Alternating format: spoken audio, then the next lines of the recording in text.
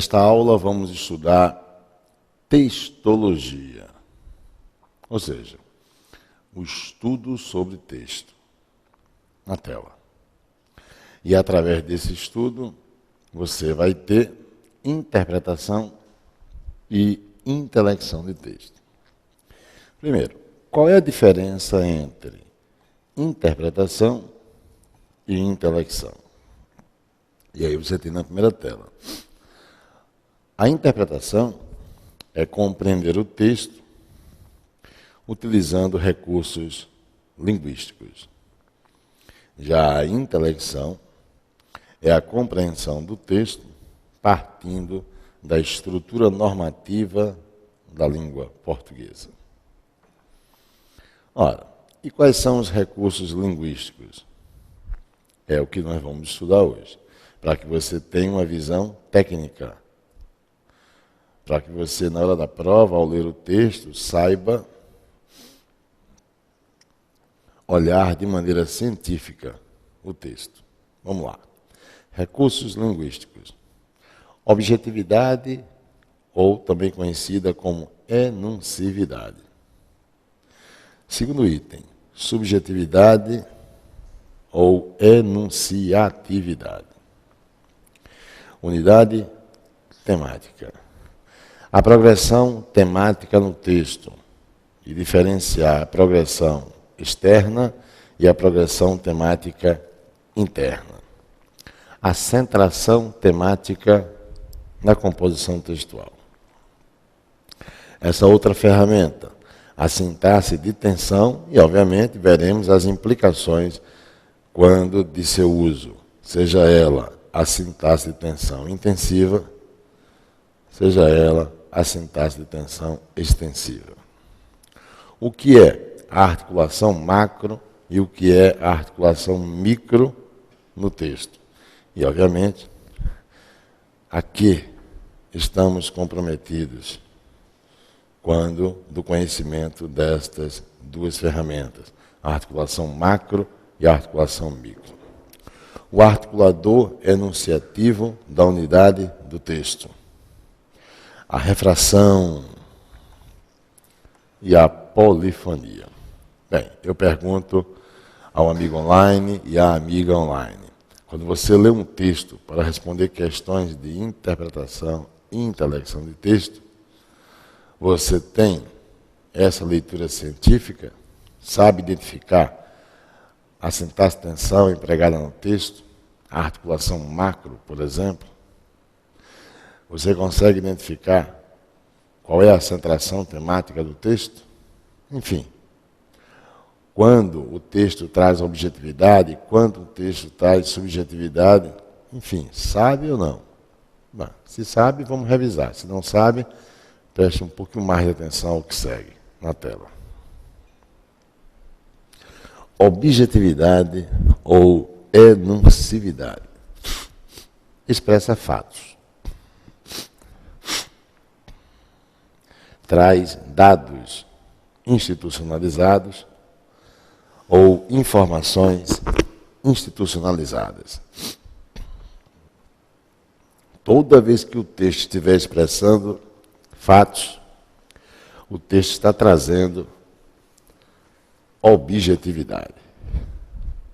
Ok? Então, fique atento com a ideia de expressar fatos.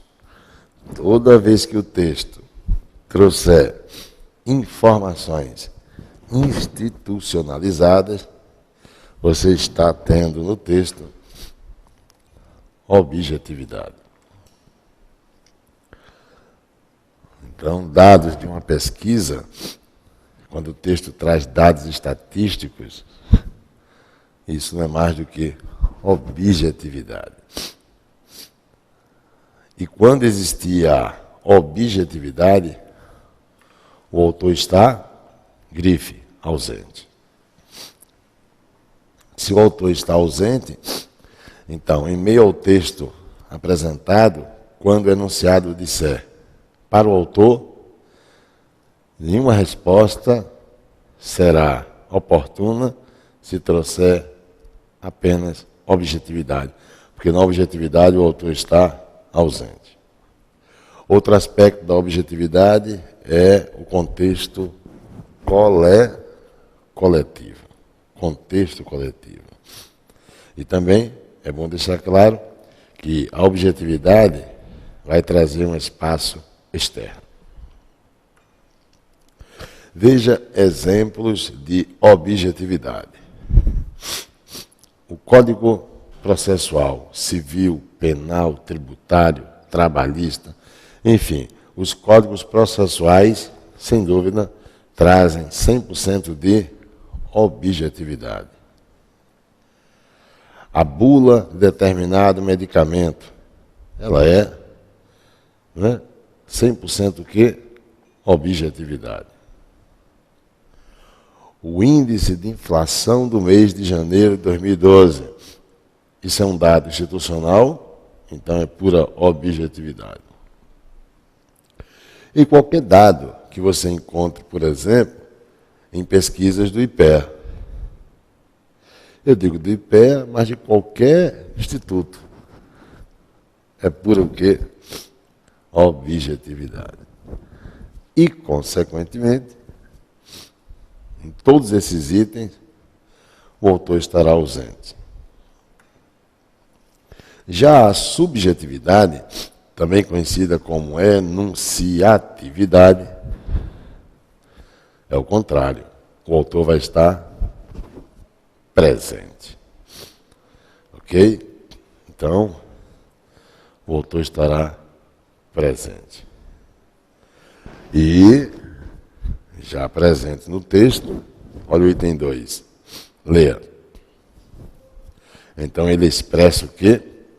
Ele expressa sua opinião sobre o quê? Sobre itens objetivos.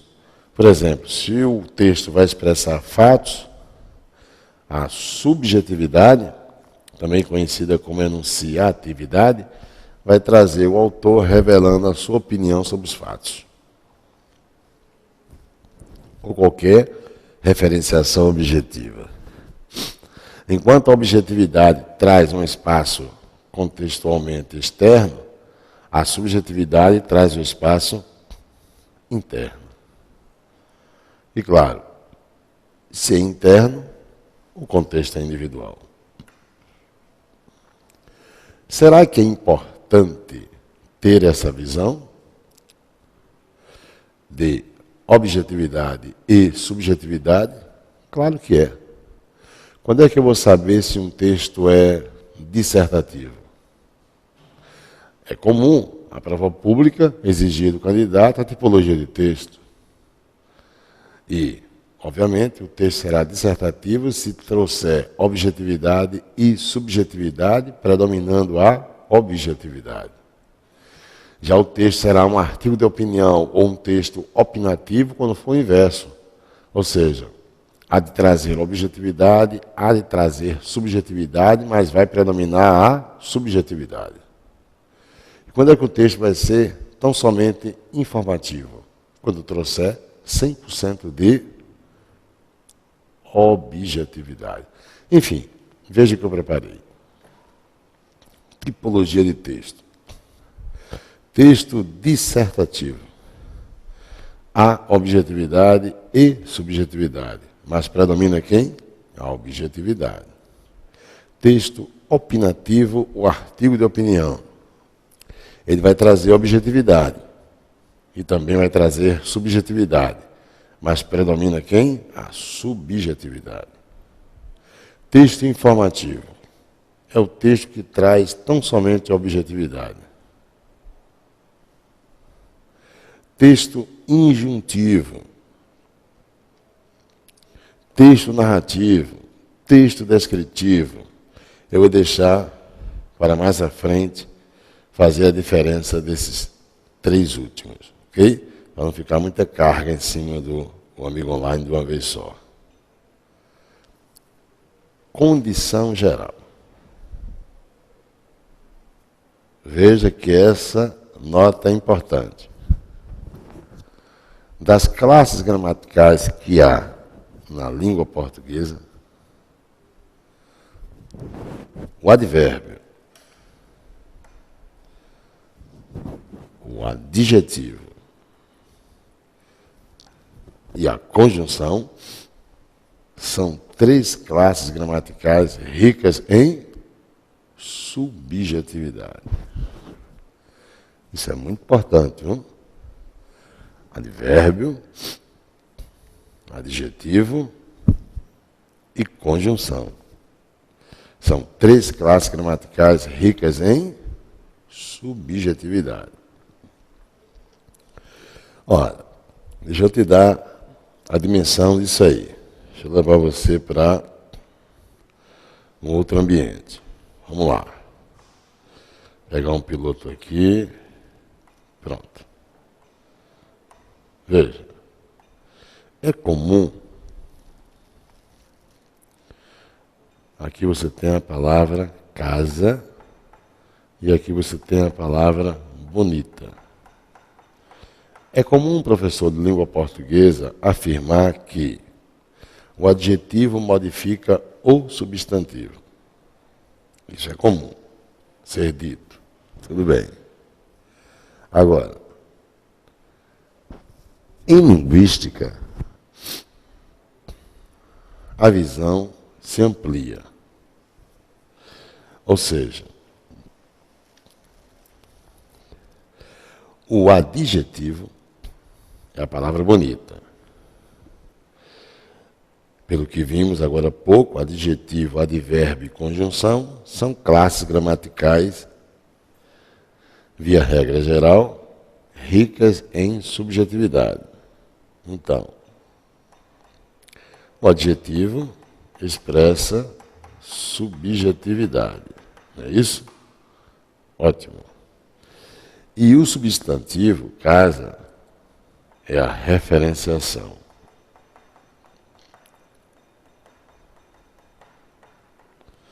O que é que ocorre?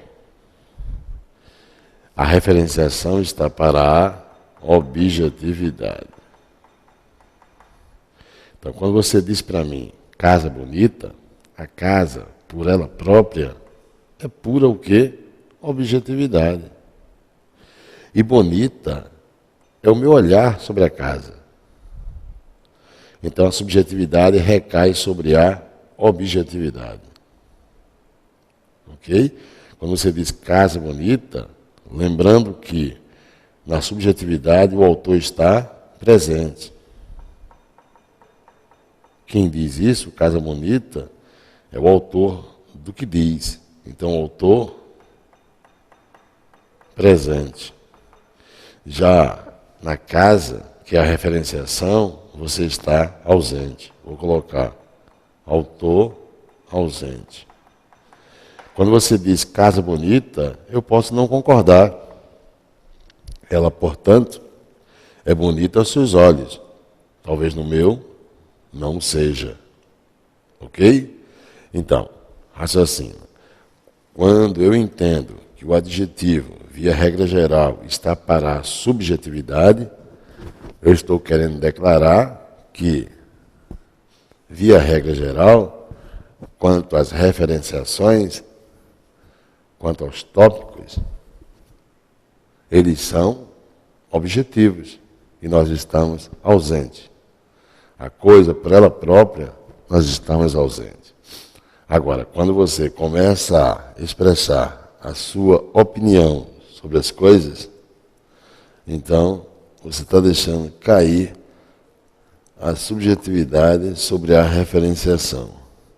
Então você estará presente naquilo que você diz sobre as coisas. Está claro? Ok? Então, olha, veja só. Você diz para mim que a inflação do mês deu 0,17%. Pois bem, isso é um fato. Isso é pura objetividade. Agora eu pergunto, qual é a sua opinião sobre isso?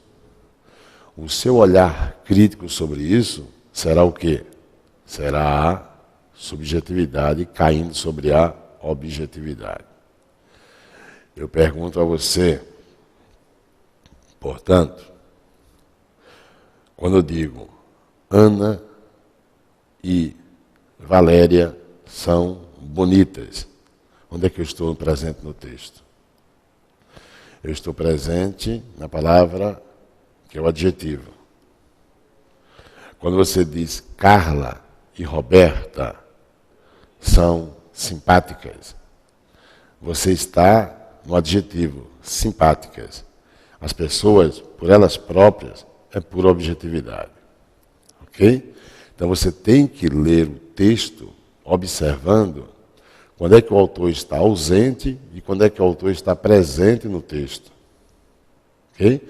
Cuidado, portanto, com os adjetivos, com os advérbios, com as conjunções, já que são classes gramaticais, no geral, ricas em subjetividade. Eu falo no geral porque, no exemplo que eu estive vendo com você, se eu declarar casa barroca, ora, e alguém olhar e perceber que ela de fato traz características do barroco, então já esse adjetivo não trará o quê? Subjetividade. Porque de fato ela é barroca. Então o barroca é um adjetivo a expressar objetividade. E você está completamente o quê? Ausente do que foi dito. E aí o texto é tão somente informativo. Eu declarei agora há pouco a bula de um remédio, de um medicamento. A bula. Ora, leia uma bula. Lá você só tem informações institucionalizadas. Lá você está completamente o quê? Diante de um texto objetivo. Então, o autor, ou seja, aquele que escreveu a bula, está ausente. Toda vez que você declara ou lê algo que só traga objetividade ou enuncividade, tenha certeza que o autor está ausente.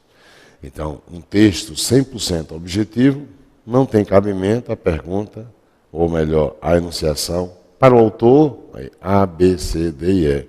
Não teria resposta. Agora, se é dado um texto dissertativo, onde temos objetividade, temos subjetividade, predomina a objetividade, ora, quando a comissão coloca para o autor, eu vou ter que buscar alternativa que contextualize o quê? A presença do autor no texto.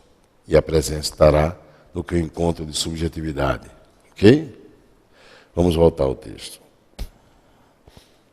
Então fique com essa condição geral.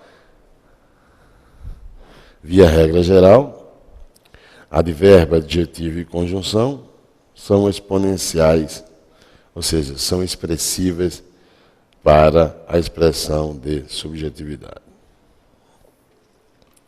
Unidade temática. Veja, eu escrevo, todo tema é abrangente. É necessária, ou seja, é mister, a restrição aos temas propostos. As unidades temáticas têm o papel de alcançar esse objetivo. Cada unidade temática materializa no texto um tópico ideativo do tema proposto. Veja o exemplo. O tema é esse: em busca da governança do Estado brasileiro como alicerce para a consolidação da cidadania. Isso você vai encontrar numa prova pública. E ele quer que o candidato escreva sobre construção da definição de governança, tecnologias de gestão aplicadas, desafios a serem transpostos. Perceba que o tema é abrangente. Todo tema é abrangente. E essas unidades, logo abaixo, as três, o nome já diz, unidade temática.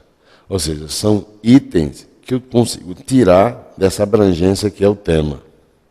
Então, cada item desse vai restringindo o tema. Quer dizer, que a quebra da abrangência que há no tema está em cada unidade que você apresenta. A progressão temática externa é justamente quando o texto traz mais de uma unidade temática. Então, se você pede para que eu escreva sobre o ensino superior na rede privada. Esse é o tema, ele é abrangente. Então, para que eu organize a minha fala, ou a minha escrita, sobre o tema que você sugeriu, o ensino superior na rede privada, eu preciso quebrar essa abrangência. Uma vez que o tema é abrangente, eu tenho que quebrar a abrangência. Como é que eu quebro? Então, eu reservo um espaço para expressar algo sobre o docente. Eu já encontrei uma unidade temática sobre o tema o ensino superior na rede privada. Depois eu resolvo escrever sobre o discente. Eu resolvo escrever sobre o discente. Mudei ou não mudei o foco? Mudei. Aí eu vou trabalhar em cima de uma outra, o quê? Unidade temática. E meu texto já alcançou mais de uma unidade, eu já tenho duas. O docente, o discente. Eu olho para o tema, mais uma vez, em sua abrangência, e ele vai permitindo uma soma de unidades temáticas. E eu resolvo escrever sobre a instituição de ensino superior. Quando eu assim o faço, eu já tenho 3 unidades temáticas. Meu texto já alcançou progressão temática externa. Ok? Então, quando você estiver lendo o seu texto, na hora da prova, você tem que observar isso. O texto apresenta quantas unidades temáticas? Ou seja, quantas referenciações?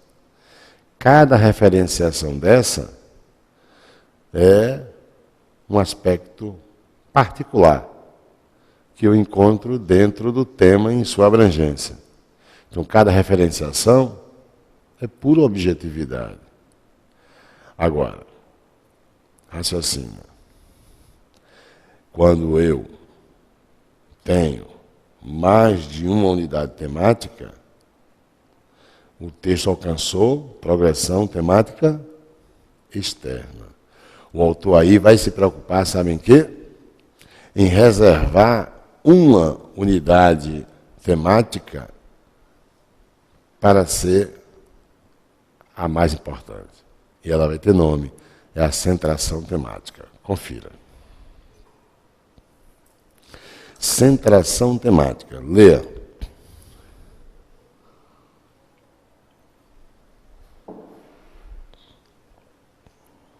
Ok?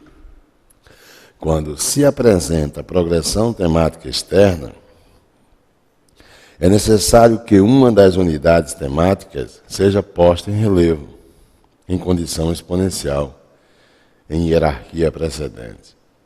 Com isso surge a centração temática. Cuidado para você não se perder. Não se perca. Porque quando o concurso diz qual a ideia principal do texto, é comum essa pergunta. A ideia principal do texto, quando se faz essa pergunta ao candidato, é porque o texto tem mais de uma unidade temática. É porque o texto tem mais de uma referenciação. É porque o texto alcançou progressão temática externa. Aquela que for posta em evidência, aquela que for mais trabalhada pelo autor, é a centração temática. Portanto, é na centração temática que se responde a uma das exigências das comissões, quando se pergunta ao candidato, em meio ao texto apresentado, qual a ideia principal do texto. A ideia principal do texto está na centração temática. Ok? Então vamos lá. Já falamos sobre objetividade neste bloco, que é, ao ler o texto, a condição onde você encontra a expressão de fatos. Quando o contexto for coletivo, quando você tiver informações institucionalizadas. Quando o contexto for coletivo, o espaço for externo. Já falamos também nesse bloco sobre subjetividade. Isso ocorre quando a subjetividade se dá quando você encontra no texto a opinião do autor sobre a objetividade apresentada. E aí você tem, na objetividade, o autor ausente, na subjetividade, o autor presente. Neste bloco também vimos o quê? Que em tipologia de texto, o texto dissertativo traz objetividade e subjetividade, mas predomina a objetividade. Já no texto opinativo, você tem objetividade e subjetividade, e predomina a subjetividade. Já o texto informativo é aquele que traz 100% de objetividade. Perfeito. Depois vimos o quê? Que na leitura do texto é importante reconhecer que todo tema é abrangente e que a seleção de tópicos sobre o tema se chama unidade temática. E quando o texto traz mais de uma unidade temática, o texto alcança a progressão temática externa. E existindo progressão temática externa, o autor vai dar condição de hierarquia maior a uma delas, que vai ser a centração temática, respondendo com a ideia principal do texto. Ok? E qual seria a progressão temática interna? Veja. Trata-se de um convite ao leitor para uma imersão. Há textos em que o autor apresenta duas unidades temáticas, porém, para apenas uma, abre outro parágrafo com maior enunciatividade e, sobretudo, enuncividade. É que sua intenção é convidar o leitor para maior aprofundamento sobre determinada unidade temática. Isto feito, alcança-se predileção desta unidade temática ao se comparar com a outra ausente de maior progressão temática interna. Ok? Então, fique atento a isso. Fique com esse alerta. A progressão temática interna é um recurso expressivo para fazer com que certa unidade temática seja a centração temática. Enfim, resumindo, eu diria para você, a progressão temática interna é o autor, segundo Benevides, um linguista, convidando o seu leitor ou o seu ouvinte para uma imersão, para um mergulho, para um aprofundamento. A unidade temática que trouxer maior progressão interna, ela é a garantidora de ser centração temática. Vamos colocar tudo isso em evidência num texto, nesse texto aqui, ó. Vamos colocar no próximo bloco. Até lá.